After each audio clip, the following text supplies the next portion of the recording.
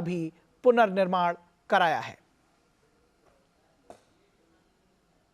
और अयोध्या धाम में रामलला की मूर्ति के सामने प्रधानमंत्री नरेंद्र मोदी ने दंडवत प्रणाम कर भारतीय इतिहास में नए युग की शुरुआत कर दी। नया भारत आधुनिक आकांक्षाओं के साथ आज अपनी प्राचीन विरासत और पहचान को भी उसी जोश और उत्साह के साथ आगे बढ़ा रहा है और हर भारतीय को इस पर गर्व है। यह आध्यात्मिक स्थल हमारी आस्था के साथ साथ नई संभावनाओं का माध्यम भी बन रहे हैं।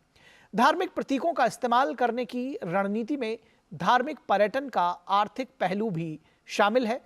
इसके तहत आर्थिक योजनाओं और गतिविधियों को नए तरह के भारतीय उपभोक्ताओं, खासतौर पर घरेलू पर्यटकों को ध्यान में रखकर तैयार किया जा रहा है।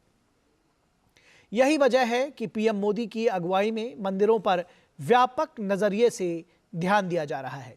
इसमें इंफ्रास्ट्रक्चर विकास और घरेलू पर्यटन के साथ साथ सांस्कृतिक राष्ट्रवाद पर भी गहरा ध्यान दिया गया है और पिछले कुछ वर्षों में धार्मिक स्थलों पर बड़े पैमाने पर उनका कायाकल्प किया गया है।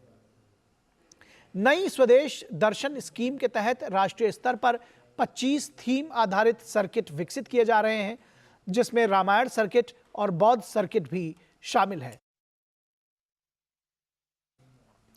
इन सभी परियोजनाओं का मकसद अयोध्या को फिर से वैश्विक नगरी बनाना है, जहां के नए हवाई अड्डे से दक्षिण कोरिया, फिजी, जापान, नेपाल और थाईलैंड की फ्लाइट्स मिलेंगी। बहरहाल रामराज्य का विचार जितना सांस्कृतिक है उतना ही आर्थिक भी है और इस दिशा में भी आगे बढ़ना जरूरी है। कर्पूरी ठाकुर को भारत रत्न देने की घोषणा पर प्रधानमंत्री नरेंद्र मोदी ने कहा कि यह सम्मान उस जननायक का है